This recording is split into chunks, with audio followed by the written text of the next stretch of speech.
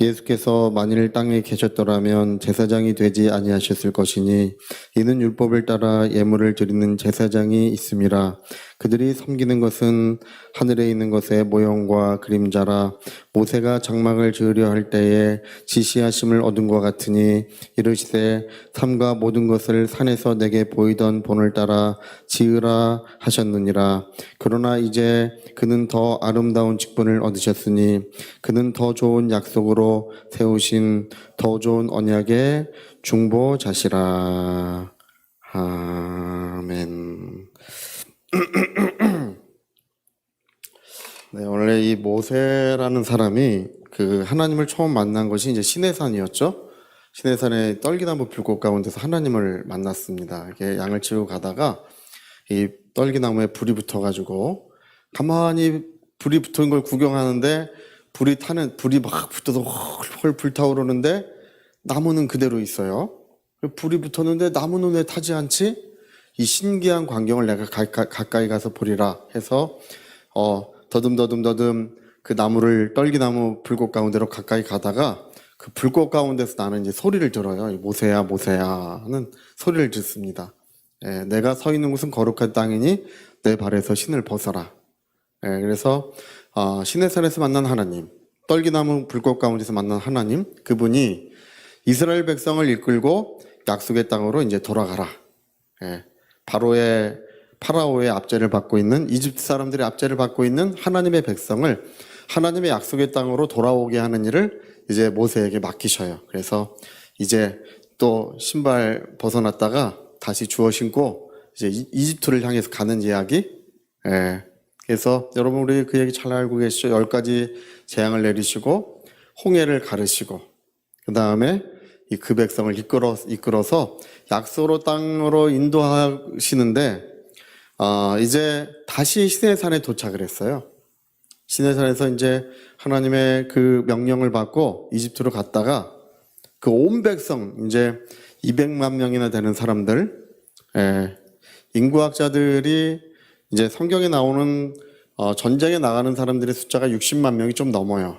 그래서 인구학자들이 그 전쟁에 나가는 사람들의 인구를 가지고 여성, 어린아이, 그리고 노인들 이렇게까지 전부 다 계산을 하면 200만 명쯤 된대요. 200만 명이나 되는 사람들이 이 난민 때처럼 이제 몰려와가지고 시내산 밑에서 이제 다시 진을 쳤어요.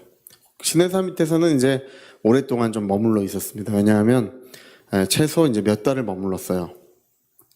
최초 모세가 이제 40일 동안 올라가서 40일 금식을 하고 이제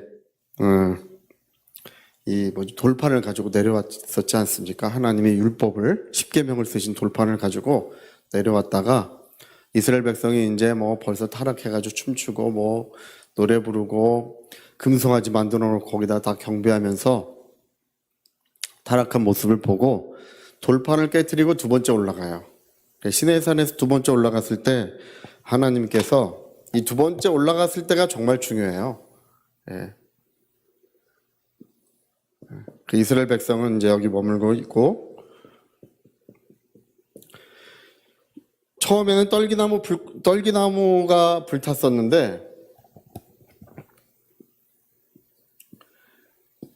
두 번째는 이 산이 막 이 산 꼭대기가 막 불타올랐어요. 산이 산이 불타오르고 그래서 이스라엘 백성이 그 장엄한 광경 앞에 막 두려워 떨었던 그때 이야기예요. 산이 막 불타고 하늘의 권능들이 이 산에 임하고 하늘의 능력들이 이 산에 임했던 여러분 이스라엘 하나님은 산의 하나님이라고 부르는 것도 너무 이상한 이야기는 또 아니에요. 우리의 도움이 어디서부터 올까? 천지를 지으신 눈을 들어 산을 보라 이런 얘기하죠. 눈을 들어 산을 보라. 우리의 도움이 어디서부터 올까? 천지를 지으신 하나님께로다. 왜 산을 보냐 하면 모리아산, 호렙산, 시내산 계속 하나님께서 산에서 역사하시는 이야기가 성경에 계속 써 있어요. 이스라엘의 하나님. 두 번째 올라갔을 때 이제 그 백성을 이끌고 마침내 다시 돌아왔어요. 최초로 하나님이 불렀던 이 장소에 돌아왔는데 이제 백성의 타락을 보고 두 번째 올라갔을 때에 하나님께서 모세에게 하늘에 있는 영원한 것들을 그에게 펼쳐서 보여주세요. 하늘에 있는 영원한 것들을 구석구석 그 세세한 것까지를 전부 다 보여주셔요. 예. 그래서 오늘 여기 내가 내게 하늘에서 보이던 하늘에 있는 것을 보여주었다라고 오늘 우리 성경에 말씀하고 있죠. 그 시내산에 두 번째 올라갔을 때 이야기예요. 두 번째 올라갔을 때 여러분 우리는요 정말 하나님의 계시가 우리 영혼에 있어야 합니다. 예? 모세와 같이 그렇게 계시가 아니더라도 우리가 성경 말씀을 읽고 그 말씀을 깨닫고 그 말씀을 우리가 경험하는 곳에서 하나님의 계시가 똑같이 우리에게 있어야 합니다. 오늘 사람들은 목사님 그냥 예수 잘 믿으면 되지 뭐 그렇게 얘기해. 예수 잘 믿으면 되지. 근데 그렇게 얘기하는 사람 중에도 잘 믿는 사람도 없어. 예? 왜 우리가 이 과거의 이야기 어떤 기억 속의 이야기를 우리가 하냐 하면 우리가 지금 우리가 이 진리라고 하는 것은 어떤 형체나 형상이 없으니까 이게 알기가 어려워요. 이 자체가. 그래서 과거에 있었던 어떤 과거의 어떤 이야기를 통해서 하나님의 진리를 우리에게 알게 하시는 것입니다. 그래야 아는 거예요. 두 번째 올라갔을 때에 이때 이야기가 중요한 것은 하늘에 있는 영원한 진리를 모세에게 보여주시면서 내가 내려가서 그것의 모형을 만들어라 이렇게 말해요. 그것의 모형을 만들어라. 예. 오늘 우리가 읽은 말씀이 그거예요. 우리 그 4장 5절이 그들이 섬기는 것은 하늘에 있는 것의 모형과 그림자라 이렇게 나오죠. 8장 5절에 보니까요. 그들이 섬기는 것은 하늘에 있는 것의 모형과 그림자라 모세가 장막을 지으려 할 때 지시하심을 얻은 것 같으니 산에서 내게 보이던 그 영원한 진리를 그 모형대로 지어라 이렇게 말씀하신 거예요. 영원한 진리를 보이던 것을 그대로 따라 지어라. 그러니까 모세가 지은 뭐 성막이라든지 또 뭐 제사장이라든지 어떤 율례, 법규, 율법이라든지 모든 것들은요 영원한 진리의 모형과 그림자예요.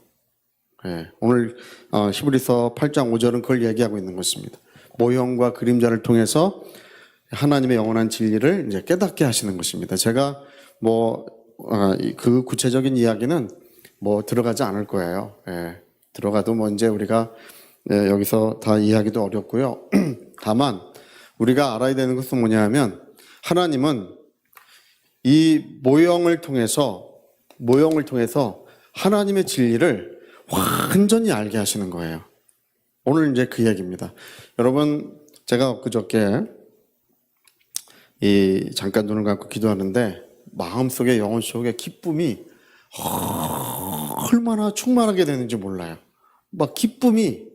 영혼의 기쁨이 막 샘솟아나요. 그게 왜 그러냐 하면 하나님은 나의 아버지시다.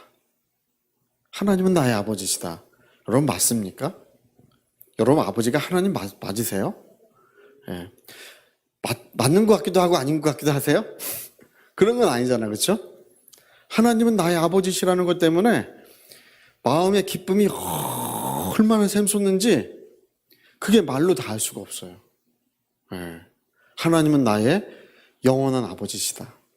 자, 우리 하나님은 영원한 아버지시다. 우리 한번 해볼까요? 하나님은 영원한 아버지시다. 제가 그 전에 우리 중국 선교하는 조창희 목사님은 고등학교 때인가 고등학교 3학년 때인가 이제 아버지가 암에 걸리셔서 돌아가시게 됐는데 전국을 돌아다니면서 약재를 구해다 아버지 살려보겠다고 그냥 그렇게 했는데 결국 돌아가셨어요. 예. 그리고 이제 나중에 26살 때 이제 25살인가 하여튼 뭐 그때 이제 거듭났어요. 거듭난 게 교회를 갔더니 하나님이 병을 고치는 걸 본 거예요. 조그만 지하 교회 예배당에 머리 올백으로 넘기고 다리 꼬고 앉아가지고 어디 한번 드러나 보자. 예수쟁이들 무슨 말 하는지 드러나 보자고 하다가 그때 집회를 인도하러 오신 목사님이 들것으로 들려온 환자 한 명을 나사렛 예수 이름으로 명하노니 일어나 걸어가라 하니까 그 들것에 들려온 사람이 벌떡 일어나가지고 걸어가는 바람에 이분이 충격을 받았어요. 여러분, 하나님은 살아계신 분이십니다. 또 오늘도 역사하시는 분이세요. 근데 그분이 처음 깨달은 것이 뭐냐 하면 내 아버지도 예수님을 믿었다면 살 수 있었지 않을까? 그것 때문에 그렇게 눈물이 많이 났대요. 우리 아버지도 예수를 믿었다면 살 수 있었지 않을까? 그리고 이제 두 번째는 그 다음에 알게 된 것은 뭐냐면 나의 아버지는 돌아가셨지만 영원한 아버지가 계신다는 거. 영원한 아버지를 찾았다는 거. 할렐루야. 여러분 요즘에도요. 이 자식을 찾는 부모들이 굉장히 많아요. 이 실종되는 사람들의 숫자가 굉장히 많아요. 의외로 뭐 한 해에 10만 명인가 되게 많아요. 그러면 실종되는 아이나 실종된 사람이 있으면 부모님이 계시겠잖아요. 근데 그분들이 하는 얘기가 있어요. 차라리 죽은 것을 보면 좋겠대. 죽은 것을 세상 떠난 걸 보면 마음이 오히려 좋겠대. 어딘가 살아있을 것 같아가지고 어떤 사람은 10년, 어떤 사람은 15년, 어떤 사람은 평생 거쳐서 자식을 찾아요. 제가 저번에 보니까 이 권역별로 나눠가지고 전단지를요, 몇백만 장을 만들어가지고 권역별로 나눠가지고 전주역 앞에 가서 뿌리고, 대전역 앞에 가서 뿌리고, 서울역 앞에 가서 뿌리고, 맨날 하는 게 그거야. 밥만 먹으면 가서 그 뿌리러 가는 거예요. 그게 여러분 우리 다 그게 이해가 되죠? 하나님은 우리의 영혼을 찾아오신 분이십니다. 그래서 하나님은 끝까지 우리를 사랑하시고 영원토록 사랑하시고 완전히 사랑하시는 분이세요. 그래서 저는요, 여러분 남자와 여자를 만드시고 가정을 만드신 이유가 뭐냐? 하나님 아버지를 알게 하시는 거예요. 하나님 아버지를 알게 하시는 거예요. 하나님은 영이 많으실지라도 왜 하나만 지으셨느냐? 천사들은 모든 수많은 저 하늘의 무별처럼 수많은 천사들을 하나님은 한꺼번에 다 각각 만드셨어요. 근데 여러분 우리는 다 아담 안에서부터 나왔어요. 첫사람 아담에게서부터 알고 보면 다 사돈의 팔촌이에요. 할렐루야. 알고 보면 진짜 형제와 자매예요. 아담과 하와에게서부터 또 그 이후로 노아로부터 우리가 다 나왔어요. 할렐루야.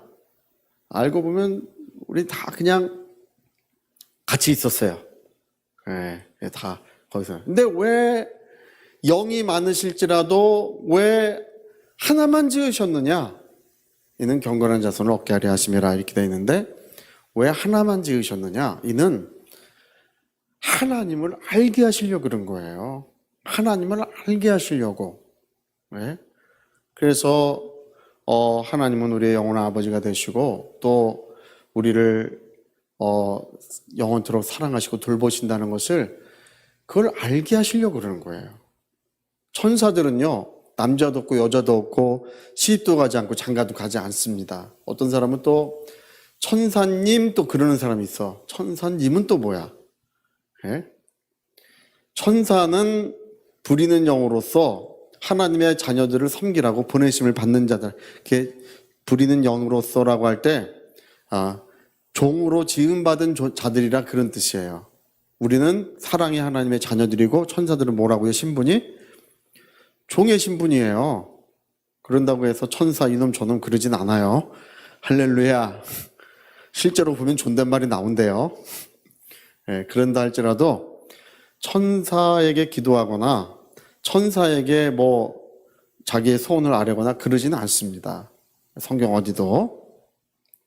천사는 그냥 그들은 남자도 없고 여자도 없고 또 시집도 가지 않고 장가도 가지 않고 그들은 그런 존재들이에요. 왜? 그들은 하나님이 자기 아버지가 아니에요.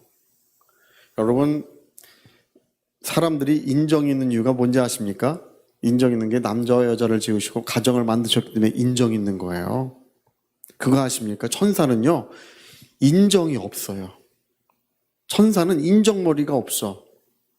마지막 추수 때에 천사들을 보내리니 그들이 그 알곡은 모아 곡간에 들이고 쭉정이는 다 거두어가지고 영원히 꺼지지 않는 불에 던져버린다고 했습니다. 여러분, 마지막 날 영원히 꺼지지 않는 불에 사람들을 던질 때 사람들이 다 울며 애원합니다. 나를 여기다 던지지 말라고, 나를 살려달라고 울며. 우리는 그런 사람들을 지옥불에 던지라 그러면 던지겠어요? 영원히 꺼지지 않는 불에 던지라 그러면 던질 수 있겠어요? 천사들은 아무 영향을 받지 않아요. 우리는 못해요. 할렐루야. 억만금을 준다 해도 우리는 그런 일을, 한 사람도 지옥불에 던지는 일을 우리 할 수 없어요. 왜? 우리는 인정이 있어요. 천사는 뭐가 없다고요? 인정머리가 없어요. 천사 인정머리 없어요. 그러니까 아무리 애원해도 그냥 그들은 의인은 영접하여 하나님의 영원한 나라로 이끌고 또 죄인은 그냥 꺼지지 않는 불에 다 아무리 애원하고 아무리 눈물 흘리고 아무리 그래도 조금의 영향도 받지 않. 천사들은 눈물 흘리지 않습니다. 영향받지 않습니다. 그러니까 여러분, 우리가 이렇게 남자를 지으시고 여자를 지으시고 가정을 이루게 하신 것은 하나님의 사랑을 알게 하시는 거예요. 그리고 하나님의 사랑을 본받게 하려고 그렇게 만드신 거예요. 할렐루야. 저는 제가 이렇게 신앙생활하면서 알게 된 게 뭐냐면, 우리가 어떤 외형적인 복보다 물질이 많아지고 어떤 외적으로 이렇게 어떤 풍성한 은혜보다 더 좋은 것이 뭐냐면 하나님의 사랑을 우리 안에 이루어가는 것, 우리 영혼에 하나님의 성품을 이루어가는 것이야말로 진짜 복이라는 걸 알게 됐어요. 그래서 형제 우애를, 사랑을, 거기에 믿음을, 거기에 그것을 다 더하라고 하는 것처럼, 그래서 하나님의 성품에 참여하게 하셨느니라. 신의 성품에 참여하게 하셨느니라. 우리 베드로 후서 1장인가 거 기록되어 있죠. 하나님의 성품이 우리에게 이루어지게 하셨느니라. 얼굴 생긴 거는 다 변함이 없어요. 그냥 똑같아. 할렐루야. 제가 참 신기한 거 하나 알게 됐는데, 이 권사님들이 되시면 권사 스타일이 있대요. 권사 스타일. 권사 스타일이 있대요. 그래서 옷차림이나 들고 다니는 가방이나 머리 파마한 거나 이런 게 또 비슷해지신대. 할렐루야. 그래도 우리 교회는 다 똑같지 않으시고 보니까 좀 많이 좀 개성들이 좀 있으세요.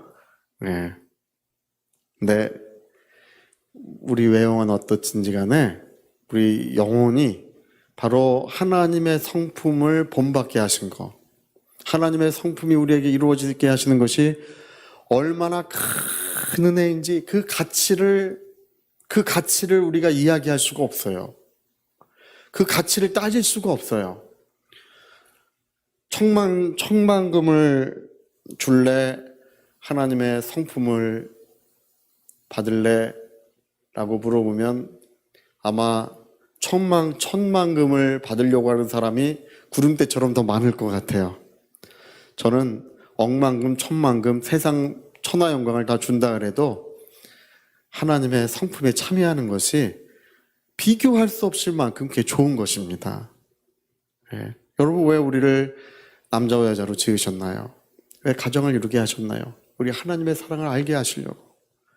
그분이 아버지라고 하는 것은 그 사랑을 알게 하시려고, 그리고 그분의 성품을 본받게 하시려고 그런 거예요. 어떤 분은 저한테 맨날 그래. 목사님은 자식도 없으면서 자식이 없으면 뭐 사랑을 모른대나? 그래, 제가 몇 번 그런 얘기 들어가지고 그런 얘기 들을 때 약간 신경질이 좀 나요. 여러분, 참된 사랑은 성령으로 말미암는 것입니다. 성령의, 그래서 우리가 주님의 심정을 가졌느니라. 주님의 심정을 가졌느니라. 예. 목회자들은요, 목회자는 주님의 심정을 가진 사람이어야 해요. 예. 오늘 제가 신학생들 보면, 어느 사람들 비전 같은 거 얘기하는 거 보면 앉아서 듣다 보면 한심할 때가 있어요. 아, 나는 뭘 하겠더라, 나는 뭘 하겠노라. 근데 가만히 앉아 듣다 보면 저 사람은 뭐하러 주의 종이 됐을까? 뭐하러 이 목사 후보생이 됐을까? 그런 생각할 때가 실제로 많이 있어요. 주님의 그 일꾼들은 성령에 감동된 사람이어야 되고 또 주님의 심정을 가진 사람이어야만 해요. 그래야 영혼을 향하여 눈물을 흘릴 줄 알고, 그래야 그 영혼을 책임질 줄 알아요. 그래서 제가 어떤 분 보면 맨날 교회가 자기 이익의 도구인 줄 알고, 아주 저는 그 싹군복자 그런 얘기도 있지만 아주 그 사람이 일이나 그 일이 같아. 일이.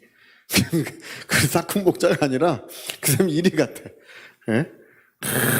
뭐 사람들 막 뭔가 이익을 얻으려고만 하고 자기를 희생할 줄 모르고, 그런 사람들 보면 뭐하러 주의 종이 됐을까 그런 생각 많이 합니다. 우리 박영호 장로님도 지금은 철주셔서 그렇죠. 예전엔 저보고 같이 종교 사업하자고 하셨던 분이에요. 할렐루야. 지금은 이제 많이 변화되고 이제 남은 생애를 주님을 위해 살겠노라고.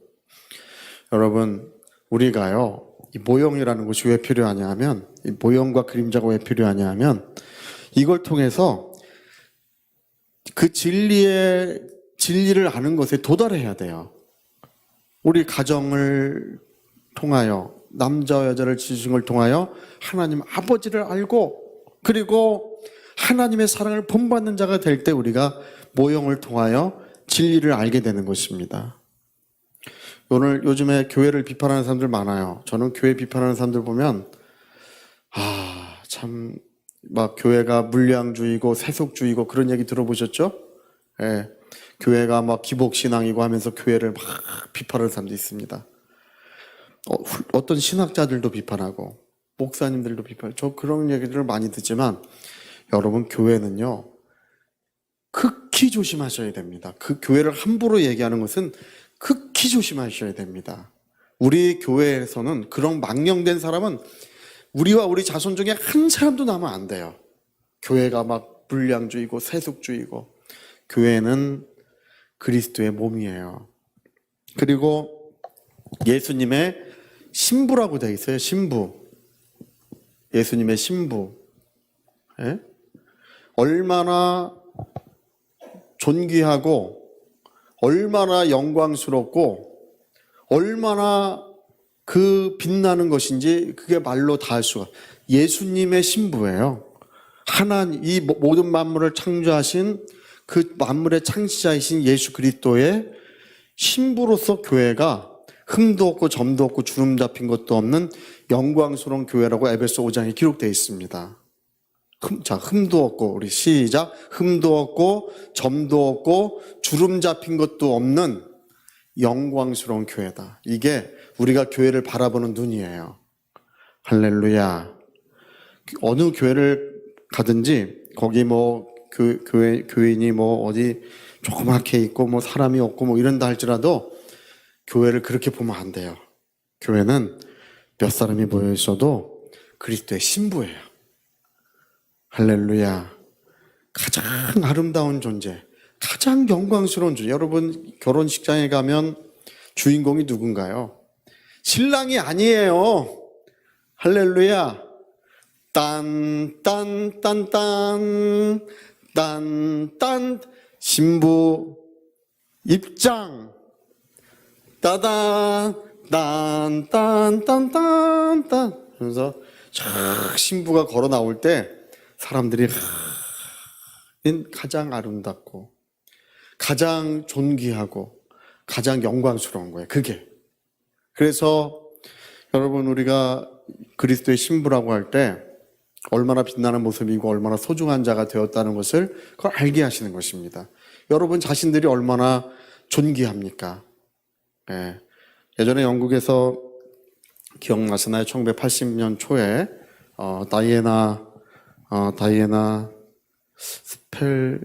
다이애나가 그 찰스 왕세자에게 시집을 갔잖아요. 세기의 결혼식.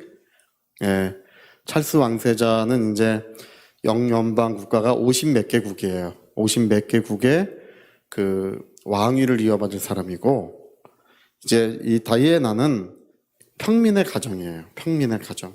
평민의 가정이 영국 역사상 최초로 이제 왕세자와 결혼하는 이야기, 신데렐라의 이야기가 전 세계에 알려졌을 때 막 신드롬이 일어났어요. 그래서 이제 시집을 가고, 그리고 이제 두 아들을 낳았죠. 예, 그래서 두 아들이 지금 이제 왕위 계승 1, 2 그 순위에 이제 다 들어와 있어요. 근데 이제 그 여러 가지 사건 사고가 생겨가지고 지금 영국에서는 그 다이애나를 뭐라고 부르냐면 민중의 왕세자비라고 불러요. 민중의 왕세자비. 그러니까 옛날에는 볼품없는 그냥 평민이었다 하는 거예요. 그냥 아무도 관심 갖지 않는 사람이었는데 누구의 신부가 된 거예요? 예. 영연방 국가의 그 왕위 계승자, 왕세자의 신부가 된 거잖아요. 그래서 온 세상의 관심이 어떻게 그 사람이 세상에서 제일 예쁘고 잘 아름답고 그게 아니에요. 그렇게 그냥 인정되는 거예요. 그 자체로. 할렐루야. 모든 관심이 거기에 가는 거예요. 이처럼 여러분 교회는, 저와 여러분은 그리스도의 신부로서 영화롭고 아름다운 존재가 된 것입니다. 그러니까 우리는 그걸 통해서 진리를 아는 지식에 이르러야 되는 거예요. 진리를 아는 지식에 이르를 때 하나님의 성령의 충만한 역사가 거기서 나타나게 되는 것입니다. 그래서 오늘 히브리서의 이야기는 제가 이 내용이 알기 어려운 내용이고 설명하면 또 복잡한 내용들이 많아서 오늘 어떻게 할까 고민하다가 설명은 하지 않는 게 좋겠다. 예, 더 좋은 언약이 무엇인지를 설명해 드리고 싶지만 옛 언약과 더 좋은 언약을 설명해 드리고 싶어도 그건 하지 않는 게 좋겠다는 생각이 들어요. 그러나 여러분 우리가 여기서 분명히 알 것이 있습니다. 뭐냐 하면 모형과 그림자를 통해서 우리는 하나님의 영원한 진리를 보고 있다는 거. 제가 늘 그 얘기를 하죠. 저 해를 보는 건 누구를 보는 것 같아야 돼요? 예수님을 보는 것 같아야 돼요. 여러분 햇빛이 없으면 아무것도 살 수 없잖아요. 네? 우리 이 뒤에 있는 식물들도 저랑 저 예성 간사, 예성 총무랑 둘이서 저 햇빛에 갖다 놓고 또 들어오고 그렇게 하는 거예요. 할렐루야. 얼마나 무거운지 몰라요. 그래도 그거 저 햇빛에 갖다 놔야 햇빛을 받아야 건강하게 잘 살아요. 예수님은 우리 영혼의 햇빛입니다. 여러분 비가 오지 않으면 살 수 있나요? 비가 오지 않으면 살 수가 없죠. 성령의 단비가 오늘도 내려오는 줄로 믿습니다. 네. 메마른 땅은 작은 곡식도 생명이 살아갈 수 없어요. 우리가 이 모든 만물을 보라. 예수 말씀하신 것이 공중 나는 새를 보라. 들의 백합화를 보라 하시는 것처럼 모든 만물을 다 바라봐라. 그거에 한정된 것이 아니라 이 모든 만물을 바라볼 때 모형과 그림자를 통해서 우리는 하나님의 영원한 진리에 도달하게 되는 것입니다. 그래서 우리는 진리의 사람, 모든 것을 통하여 하나님의 진리를 깨닫는 진리의 사람이 되는 거예요. 저는 성경을 그렇게 뚫어지게 읽고 정말 얼마나 닳게 읽었는지 몰라요. 책도요 무진장 사다가 읽었어요. 할렐루야. 어떤 책은 10번씩 읽고 7번씩 읽고 또 6번씩 읽고 중요한 책들은 더 읽고 계속 읽어요. 더 읽어. 한 번만 읽으면 잘 몰라요. 한 5번 정도 읽으면 완전히 알아요. 5번 정도 읽으면 6번째 읽을 때는 그 다음 내용이 뭔지 알아요. 일반적인 책들은. 그래도 어떤 책은 10번까지 읽어. 또 읽고 또 읽고. 할렐루야. 성경도 100번을 읽고 또 읽고. 지금은 요한복음 1장, 요한복음 2장, 3장, 4장이 그랬지. 5장, 6장, 그치, 7장, 8장 지금은 머릿속에서 읽는 것처럼 그 모든 내용과 사건들이 다 떠올라요. 할렐루야. 어떤 분 그러시네. 어떤 분은 예전에 어떤 목사님은 목사님 뭐 하십니까? 물어보니까 성경 읽고 있어.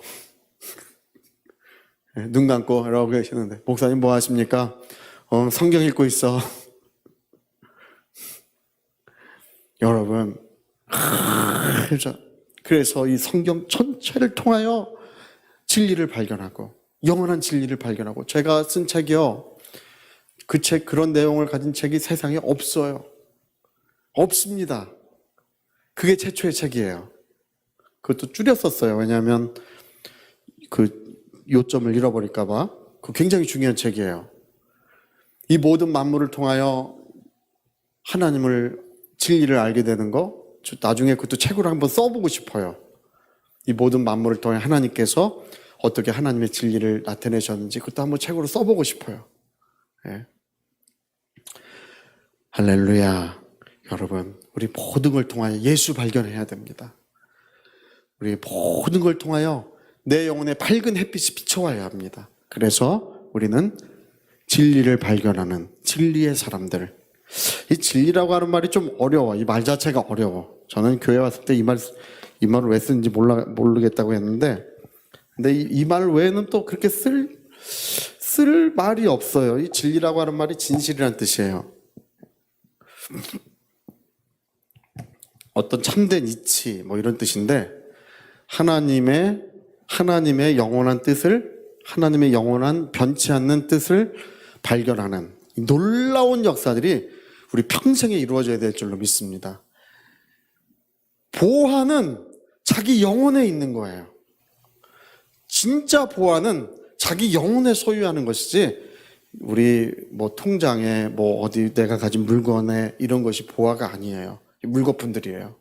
자기 영혼에 영원한 보화가 있으시기를 예수님으로 축복합니다. 저희 같이 한번 기도하시겠습니다. 우리 한번 기도하실 때 히브리서의 저자는 모형과 그림자를 통하여 하나님의 영원한 진리를 깨닫게 하려 하십니다. 이렇게 이제 말씀하고 있습니다. 그러고 보니까 성경뿐 아니라 우리의 인생도 또 가정도 세상 만물의 모든 창조된 모든 것들도 하나님의 진리의 모형과 그림자에 해당합니다. 어떤 것도 예외가 없어요. 모든 왜 모기는 있을까? 왜 이런 곰팡이 같은 건 왜 있을까? 저는 그게 늘 궁금했어요. 나중에 알게 됐어요. 그런 것이 악의 형체화되고 하나님의 영원한 진리가 그런 걸 통해 다 드러나 있다는 것을 알게 됐어요. 우리 시간 기도할 때 하나님, 내 영혼이 진리의 사람 되게 하소서. 무엇을 보든지 예수를 깨달을 수 있도록 위하여 통성으로 기도하시겠습니다.